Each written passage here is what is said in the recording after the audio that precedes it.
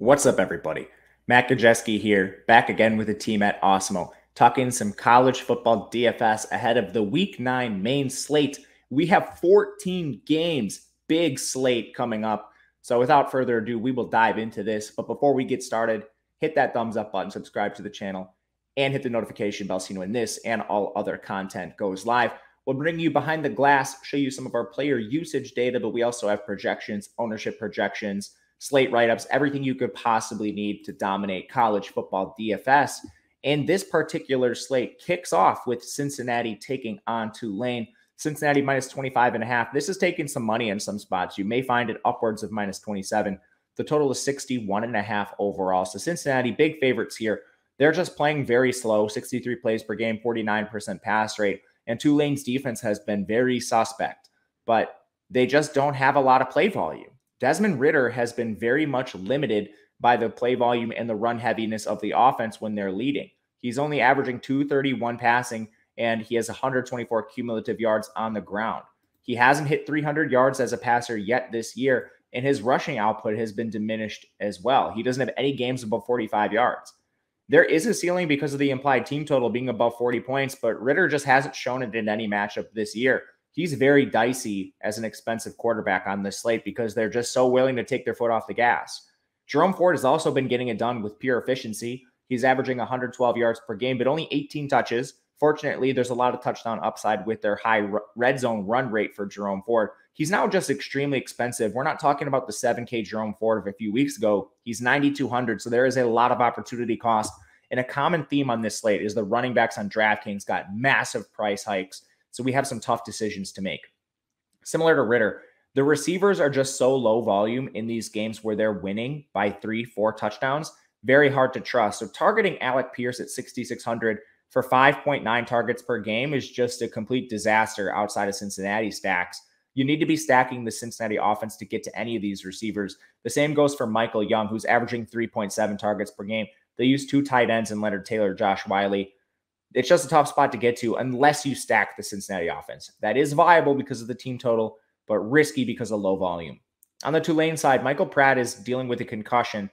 They're hopeful he plays. If he doesn't, it'll be Justin Ibieta starting, and there's not really a big difference between them. They have similar efficiency numbers. They're both dual threats, just a really low total, so you probably don't want to play anyone on Tulane, but I would be comfortable with Ibieta if you're stacking this game up and you just want to run a Tulane quarterback as a run back. They use two running backs. It's Cameron Carroll, it's Tyjae Spears, neither of whom are good values in this slate. Good Cincinnati defense. And then they use too many receivers in Tulane to target. Deuce Watts, Tyreek James is the tight end, Shea Wyatt, Jatavian Tolles, Jaquan Jackson. The rotation in this situation with an 18 implied team total against a stout Cincinnati pass defense just not worth getting to. Game 2, we have a huge rivalry, battle of undefeateds, Michigan taking on Michigan State. The Wolverines are 4.5-point favorites. The total is 50.5. Both teams playing fairly slow, Michigan being the faster team. Both teams very run heavy, Michigan State being slightly heavier in terms of pass rate. Cade McNamara has not seen the ceiling as a passer whatsoever, 159 yards through the air on average, not mobile whatsoever either. He needs negative game script to see a ceiling, and we just haven't seen it this year. So it's not likely to happen here. He has one game above 200 yards, but again, they haven't thrown the ball at all. They don't project to either as favorites here, but you could see it. In the run game, it is a 50-50 timeshare between Hassan Haskins and Blake Corum. When the times are tough and games are close, they will use a little more Corum.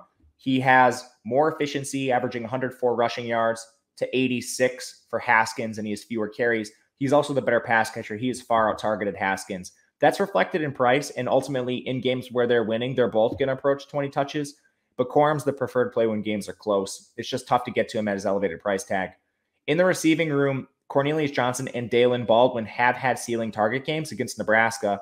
7 targets for Johnson, 13 for Baldwin, but typically they're below 6, 7 in that range, even lower on the season, where Cornelius averages 4.3 and Baldwin averages 3.3. They need negative game script to get there. The same goes for Eric All, their tight end, and their third receiver, Mike St. Reese, still splits time with Roman Wilson, so tough to get to them. On the Michigan State side, easily their toughest matchup of the year. Peyton Thorne has been very efficient, but he's going to be tested. He does have mobility, averaging 242 passing yards per game, and they have a higher pass rate at Michigan State, so he is somewhat viable, but low total here. In the run game, Kenneth Walker, not active as a pass catcher whatsoever, but his volume on the ground is very secure. He's a little bit cheaper than all the other bell cows on this slate, so he does pop a little bit in terms of price-adjusted projection. He's averaging 142 yards on the ground, so Walker's a fine play, even as slight underdogs. And then in the receiving room, you have Jalen Nailor and Jayden Reed. Nailor should be more expensive than Reed. He's only seen slightly fewer receiving yards. It's 562 to Reed to 509 for Nailor, but Nailor has 16 more targets. So just a lot more security there. Reed is the big play threat. And again, they're very close in targets, very close in receiving yards. These are the two that would prop up a big Peyton Thorne game. Trey Mosley is the wide receiver 3, and he is averaging 5 targets per game in the last 3. And Connor Hayward, listed as a running back on DraftKings, he's now a full-time tight end. But comfortable with Thorne, Walker, Nailor, and Reed in GPPs. The worst game we've seen this season in terms of DFS is Iowa taking on Wisconsin. 3-point spread in favor of the Badgers, 36.5 total overall. My best recommendation is to ignore this entire game. Both teams are slow to average in pace. Both teams are very heavy in terms of run rate, and both teams are very good on defense. And they're also very bad through the air. Spencer Petras and Graham Mertz are basically carbon copies of each other, non-mobile, bad pocket passing quarterbacks. You can't stack either of them in this game environment, which takes most of their receivers out of play. Sam Laporta perhaps could be worth a look at 3,700 on DraftKings, averaging 6 targets per game over the last 4. But nobody on Wisconsin is worth a look, and nobody in Wisconsin averages more than 5 targets in the year or 3 targets per game in their last 4. In the run game, Tyler Goodson is a bell cow for Iowa, but he's running into a gauntlet of a matchup here, and his efficiency's already been poor, averaging 83.7 rushing yards per game on 22.4 opportunities. This Iowa offensive line replaced 4 starters in the offseason. Goodson's going to need to get there as a receiver or with touchdown volume to eclipse some of the other bell cows. Wisconsin's been using 2 backs, and last week they went back to Chez Mellusi as their lead. I'm not sure if this will remain consistent or not. It has not been consistent through the year, but Braylon Allen, the freshman, is still very involved. He's more expensive than Mellusi, and he has seen fewer opportunities, so Mellusi would be the play if trying to get to a Wisconsin back. But again, tough matchup, very bad total in this game. The only thing propping up these Wisconsin backs is how much they run. Texas taking on Baylor, a solid 61-point total here, 3-point spread in favor of Baylor. Both of these teams have been a little slower than normal this year. Baylor just playing with positive game script, and Texas really embracing the run of late. You can see both their run rates are extremely high. Neither team is above a 40% pass rate. That's hurt Casey Thompson as a passer. He'll need negative game script to see increased opportunities through the air, which bookmakers are projecting, so it could be in play. Thompson has been efficient on the year. We cannot knock his efficiency whatsoever. He's completing 65% of his passes for 9.3 yards to attempt. Texas just hasn't let him air the ball out. So in GPPs, I have interest. Bijan Robinson has an elite workload. You just have to allocate 9,700 to him. At that price point, he is going to need a 30 to 40-point game to even hit value. It makes him an opportunity cost play. It's difficult to say because he's a phenomenal player, but he really needs to score an outlandish amount of points for him to be worthwhile in your lineup. At receiver, Xavier Worthy has taken over as the wide receiver 1 with Jordan Whittington hurt. Joshua Moore stepped up as the wide receiver 2. Joshua Moore has seen 15 targets combined in the last 2 games. Pretty solid volume, just not efficient whatsoever, but he's cheaper if you're stacking Thompson. And Worthy's going to be the alpha you try to get to if you have Thompson, of course. The wide receiver 3 has been split between Marcus Washington and Kelvontae Dixon, neither of whom worth getting to, nor is Cade Brewer the tight end. Jerry Bohannon is a game manager / dual threat quarterback in the pass game. Similar to Thompson, they just haven't had volume for him because they've been winning so many games, only 1 loss in the year. Somewhat mobile, 134 yards on the ground, averaging 225 as a passer. He has been efficient. They just haven't needed to have him air the ball out. But this game has a 61 total, so these 2 quarterbacks are intriguing. In the pass game, Tyquan Thornton's the clear alpha. RJ Sneed's the wide receiver 2, and Drew Estrada is the wide receiver 3. Again, they just barely threw the ball last week, and Estrada played a decent amount. He just did not see a target, but he's the clear wide receiver 3. Ben Sims is the tight end. I think the preferred play is Tyquan Thornton or RJ Sneed. RJ Sneed being just slightly more expensive than Estrada. No real reason to punt all the way down there. In the run game, Abram Smith moved well ahead of Tristan Ebner finally. He has been running laps around Ebner all year long, and that's now reflected in price. Abram Smith, again, is going to have big volume. He's somewhat active in the pass game, saw 3 targets in their last contest. He's worthwhile at this price. Texas is allowing over 200 rushing yards per game to opposing rushers. And again, they're just consolidating a lot of opportunities with Smith. Miami taking on Pitt. Another 61-point total, healthy spread here. 9 points in favor of Pitt. Miami's taking some money. I think that's because of some injuries on the Pitt side, which we'll get to. But the Hurricanes, they're on their third quarterback. He's not played well this year, but he had his best game of the year in their most recent contest against NC State, where he went over 300 passing yards. So perhaps Van Dyke is just getting better and better, but overall his body of work is not great. Somewhat mobile with 50 yards on the ground, but his passing average is well below 300. I think he is a dicey play based on a one-game sample against NC State, but 6,700 in this game environment is playable. Again, 61-point total is very good. A lot of back and forth ability here between the two teams. They've dealt with a lot of injuries in the run game, too. Both Donald Chaney and Cameron Harris are out now, which has forced Jalen Knighton to handle an absurd workload. He's another one of these backs that's priced up this week because DraftKings priced up every running back, but he's cheaper than the elite tier, and his workload isn't all that different. He's a guy that has seen some work in the past game. He had 6 targets in their most recent game, so Knighton should be active enough to be worth a look. He's just still very expensive overall. In the receiving game, Charleston Rambo is the wide receiver 1, and then there's some debate whether Mike Harley or Keyshawn Smith is wide receiver 2. Mike Harley has seen a lot of snaps go to Xavier Restrepo of late, which is concerning for him. So it's just Rambo for me. Otherwise, I'm trying to go all the way down to Keyshawn Smith. Will Mallory is the seldom targeted tight end there. On Pitt, Kenny Pickett's been excellent. Pitt runs an extremely fast offense, nearly 80 plays per game, a 50% pass rate, propelling Kenny Pickett to 320 passing yards per game. Also mobile, 187 on the ground. He's fine to get to, easy to stack, as we'll get to. In the running game, Israel Abanikanda is dealing with a concussion. You'll know in pregame warmups if he's active, if he's not. If he is out, it's a lot of opportunities to Vincent Davis at 3,900. He's a punt play you can get to with some confidence. Should split time with Rodney Hammond, but we're not talking about expensive backs. And Pitt has a 35-point implied team total. Taking a stab on one of these guys against a Miami defense allowing nearly 165 rushing yards could make some sense. In the receiving game, Jordan Addison also banged up. I believe it's a concussion, so you should know in pregame warmups whether he's active or not. He's easy to stack with Pickett. If he's out, it makes Taysier Mack, a veteran of the team, a very strong play at 4,700, averaging 5.6 targets per game. He would just be in line for far more opportunity. And from there, you're likely looking at Melquise Stovall and Jared Wayne rounding out their receiver room. Melquise Stovall at 3,100 has taken on a much larger role of late, firmly beaten out Shockey Jacques-Louis as that third receiver. He has 4 targets in each of the last 2 games, and with Addison out, we would be expecting more. 3,100, he would become a very nice punt play. Tight end is Lucas Krull. If Stovall becomes available, you just go all the way down there. Indiana taking on Maryland. 49.5-point total is very low for this game environment. 5-point spread in favor of Maryland. That's just because Indiana's on their third quarterback now. Both Tuttle and Penix are hurt. So freshman 4-star Donovan McCulley is taking all the first-team reps. He's mobile, 17 yards on the ground, but he takes a lot of sacks. Completely unknown as a passer, but Maryland does not have a good defense. Indiana and Maryland both play somewhat up-tempo and pass-heavy. So volume should be there for McCulley. He's worth a look in GPPs. Stephen Carr is suffering from the same issues that we saw last year in Stevie Scott. A lot of opportunity, but very low efficiency behind one of the league's worst offensive lines, averaging just 63 rushing yards on 21 attempts per game. Very bad efficiency, but Maryland's defense doesn't scare you. This is arguably the best matchup Indiana's faced this year in the Big Ten. In the receiving room, Ty Fry-Fogel. Opportunities just plummeted with the third-string quarterback coming in last week, only 2 targets. But he's averaging 9.8 over the last 4, easily their number 1. Targets should go to him. Peyton Hendershot, the tight end, just too expensive. Miles Marshall and Javon Swinton, opportunities should be scarce for ancillary Indiana pass catchers.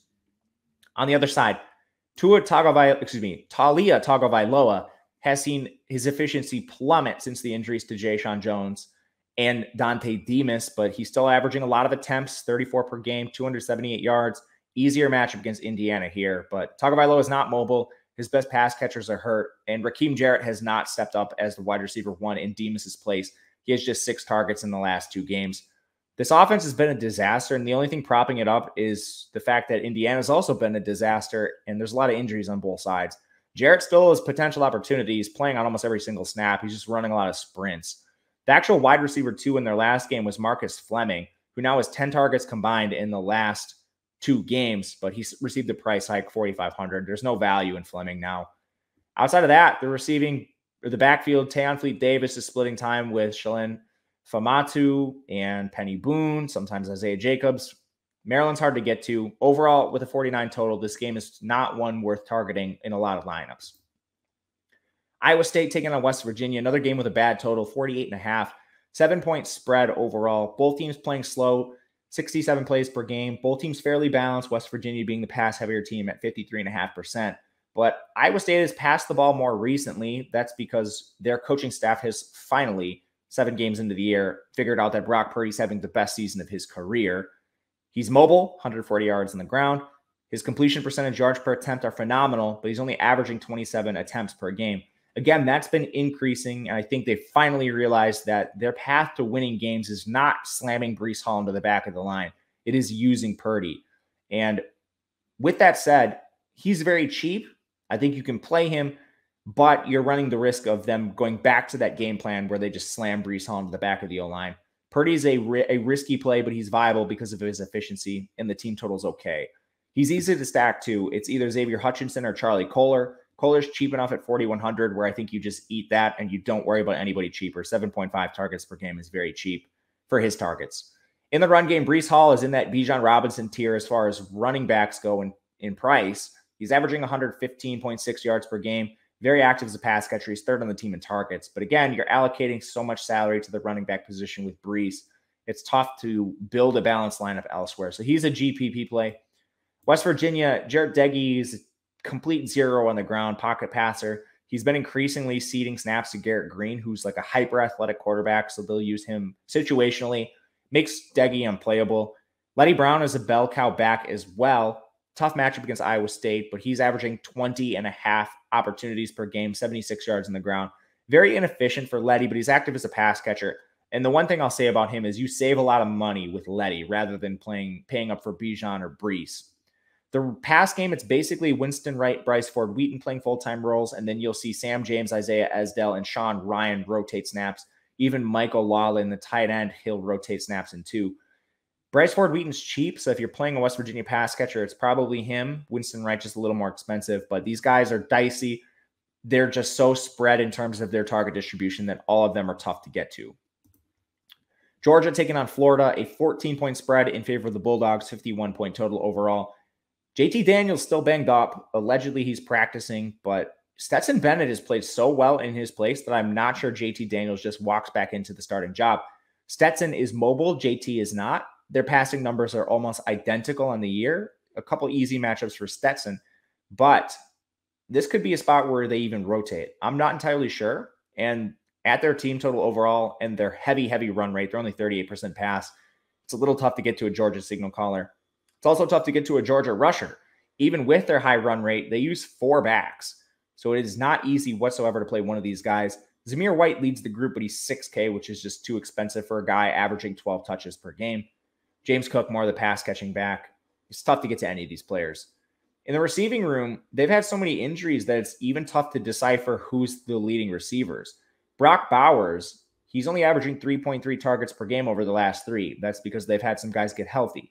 Adonai Mitchell and Ladd McConkey have played a lot, but neither is even averaging 4 targets per game. And how much of their opportunity is the result of James Burton and Kiersh Jackson and Arian Smith being hurt, some of whom are expected to return. They also have John Fitzpatrick splitting time with Darnell Washington as the second tight end. There's just so many options on the field for Georgia. It's tough to get to them, even though they have a great implied team total. For Florida, Emory Jones splitting time with Anthony Richardson. They failed to name a starter this week. Jones has actually played well, completing over 60% of his passes. His issues have been turnover related. And if they continue, you're going to see Anthony Richardson play more. I don't know who's going to play a lot. I wish they would just have one clear guy as the starter because the rushing upside is so high for them both. They're number 1 and number 2 on the team in rushing yards. It's just we don't know how many snaps either of them are going to get. If there is one clearly named a starter, I think you can play them in GPPs and hope that they play well enough to not get the job yanked from them. But no real way to decipher that at this point.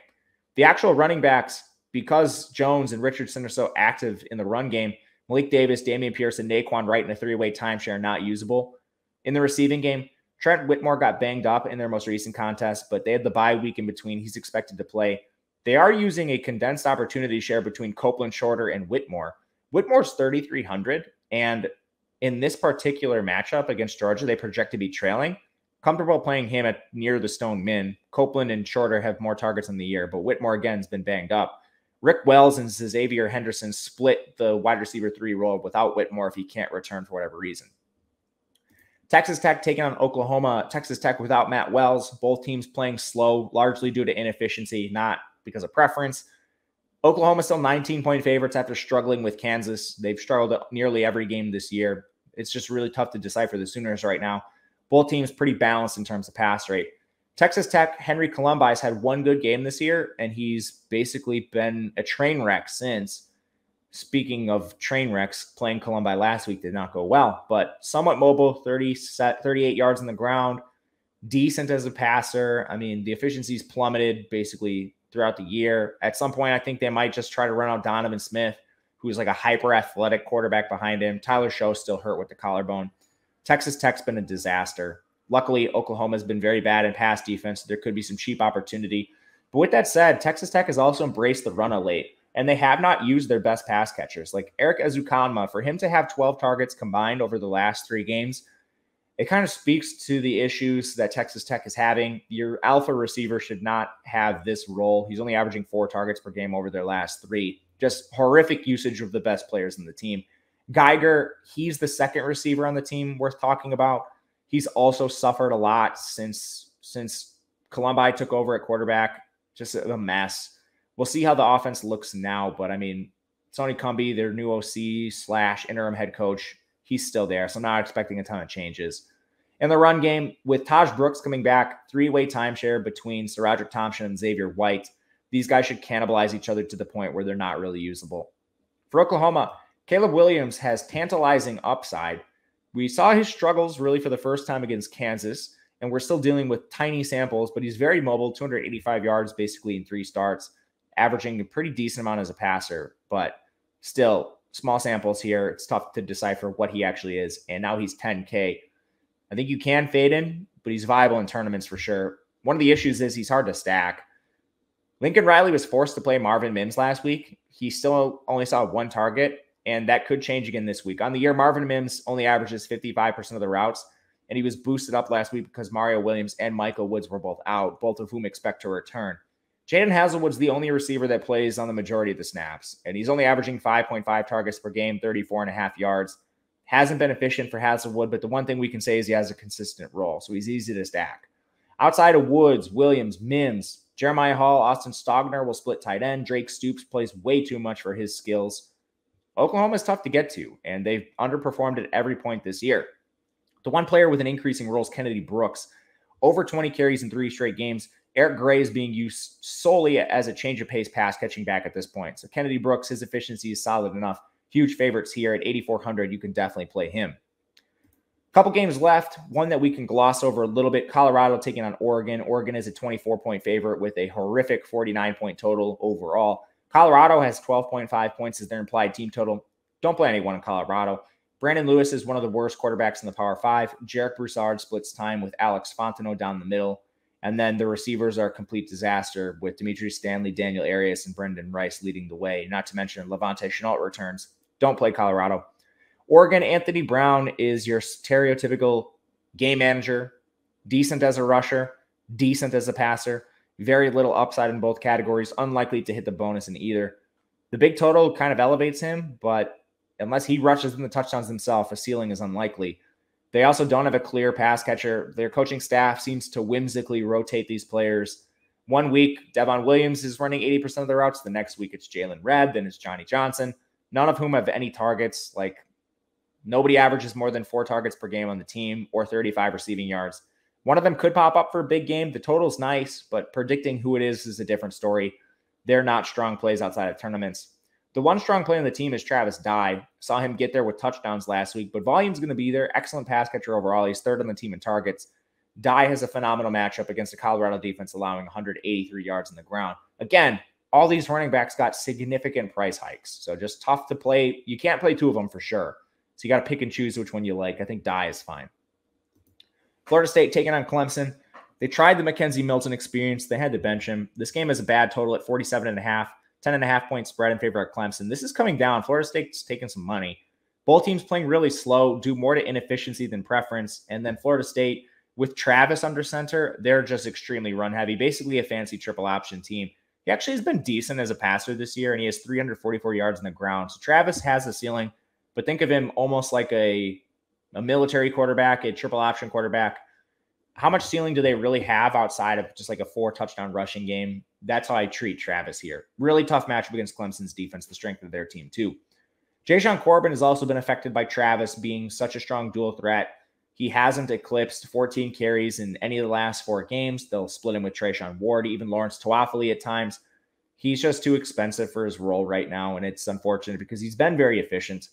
In the receiving game, it's wide receiver roulette. They benched Andrew Parchment, so Malik McLean, Keyshawn Helton, and Ontario Wilson are the top 3. Nobody had more than 3 targets in their last game.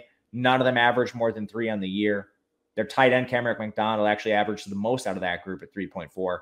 Their receiving leader, Ontario Wilson, only has 206 yards. Just a disaster. Clemson, they did not name a starter, and we saw DJ Uiagalelei get benched for Tyson Fomashawn last week, and they both played so bad that they couldn't decide who the starter is going to be here. Fomashawn is a great mobile quarterback. That's the only thing really going for him. Uiagalelei is big and athletic, but he's not the same kind of dual threat. Neither of whom are strong plays without a clear starter. They also could be deployed in a rotation. Kobe Pace got hurt at the running back position last week. That coincided with Will Shipley returning. Phil Maffa still is playing like a change of pace role, but Shipley back, he was their bell cow prior to injury. He should see an increased role. And Shipley is the 10.5 point favorite against the Florida State defense, allowing 167 yards per game. He's a cheap play that I think is very much worth targeting because there's such a tight pricing on DraftKings this week. In the receiving room, Joseph Nada and EJ Williams expected back this week. That means Bo Collins should go back in a rotation with Aju as a wide receiver 3/4. Justin Ross is still the alpha, but there's been no efficiency. He hasn't even averaged 50 yards per game. You could play him assuming like the quarterback position gets better, but it's a very big risk here. Not worth making, in my opinion. Then Davis Allen's the tight end with Braden Galloway out for the year. Purdue taking on Nebraska. I realize I labeled this Wisconsin, just forgot to change it from last week, so I will make sure that's changed after the fact. But Purdue taking on Nebraska, 52.5 total, 7.5 point spread in favor of Nebraska. Purdue plays very fast and very pass heavy. Nebraska is a little more balanced. They're still fairly run heavy, but they play at a decent clip. Aiden O'Connell is not anything on the ground, certainly not mobile, but he's passing the ball at a high clip, very close to averaging 300 yards per game in full games. This is the stats you're seeing here. Account for some time he split with Plummer, but O'Connell needs that 300-yard bonus in order to overcome his negative rushing. He's just a tournament play. King Doru is the lead back for this team. He was game scripted out last week, but Doru, he's expected to lead the backfield again here with Xander Horvath still unexpected to play. You'll have to watch him. David Bell is one of the alpha receivers in the entire country, averaging 10.7 targets per game over the last 3, 117 receiving yards per game on the year. You can play him in any matchup, basically. The wide receiver 2 is actually their tight end, Payne Durham. He has 18 targets over the last 2 games, completely fine to get to him. Milton Wright, Jackson Anthrop, TJ Sheffield, Brock Thompson all rotate in as the wide receiver 4 and 3, so not worth getting to them in many lineups. On the Nebraska side, Adrian Martinez, he's been a solid dual threat, 420 yards rushing. He's actually averaging 250 as a passer on just 26.5 attempts. So very, very efficient from Adrian. Just Purdue's defense has been solid, and they have a very strong pass rush against a suspect Nebraska offensive line.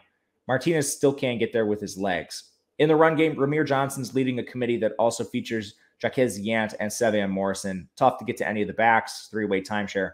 Samori Torre is the clear wide receiver 1 here. Austin Allen's actually used as a wide receiver 2 as the tight end.